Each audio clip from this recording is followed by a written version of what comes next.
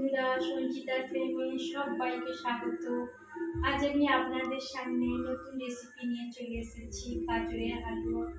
বাড়িতে অল্প সময়ের মধ্যে কিভাবে বানিয়ে ফেলতে পারবেন। বন্ধুরা, গাজরগুলোকে ভালো করে ধুয়ে পরিষ্কার করে নিয়েছি, পেছনের দিক সামনের দিক কেটে। এবারে গাজরগুলোকে কি করব, এই ব্লেন্ডারের সাহায্যে সুন্দর করে ছালগুলো তুলে নিচ্ছি।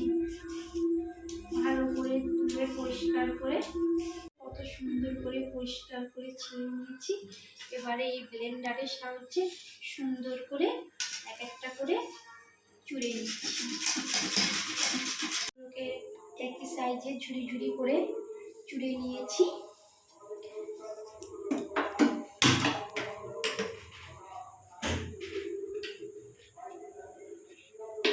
এক চামচ ঘি দিয়ে আমি ড্রাই ফ্রুটগুলোকে ভেজে নিচ্ছি।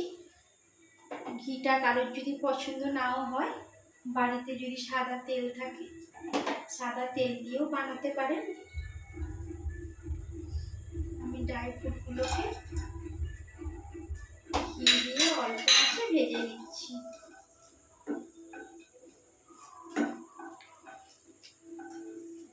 এই রেসিপিটা যদি ভালো লাগে বন্ধুরা, বাড়িতে একবার ট্রাই করবেন। আমি হালকা লাল করে ভেজে নিচ্ছি। বাড়ির ঘি দিয়ে বানাচ্ছি, আপনারা চাইলে ঘরোয়া ঘি দিয়েও বানাতে পারেন। আর যদি না থাকে, বাজার থেকে কেনা ঘি এনে ইউজ করতে পারবেন। ঘরোয়া ঘিটা হলে ভালো হয়। আমি এই দুধটা আগে জাল দিয়ে রেখেছিলাম, 1 লিটার দুধ, 500 হয়েছে। এখন আমি এই গরম দুধকে গাজরের সঙ্গে মিশিয়ে দিচ্ছি। মিশিয়ে সিদ্ধ করে নেব।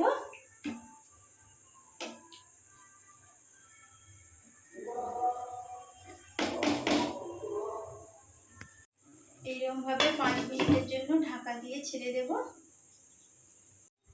5 মিনিট পর করলাম, কত সুন্দর সিদ্ধ হয়ে গেছে। এবারে ড্রাই ফ্রুটগুলো দিয়ে দেব।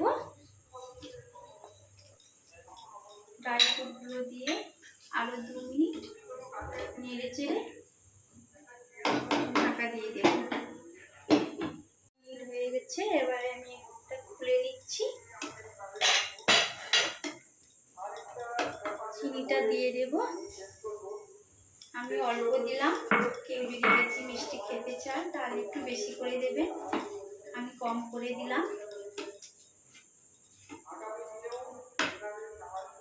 চিনি দেওয়ার পর পাতলা হয়ে যায়, এইভাবে আস্তে আস্তে নাড়বেন। নাড়তে নাড়তে ড্রাই হয়ে যাচ্ছে। ড্রাই হয়ে যাওয়ার পর অল্প করে ঘি দেব। ঘি দেওয়ার পর অল্প করে নাড়তে নাড়তে গাজরের হালুয়া এইভাবে আপনারা বানিয়ে ফেলবেন। ভালো লাগে রেসিপিটা, ভালো লাগলে বাড়িতে ট্রাই করবেন, লাইক করবেন, কমেন্ট করবেন, সাবস্ক্রাইব করবেন।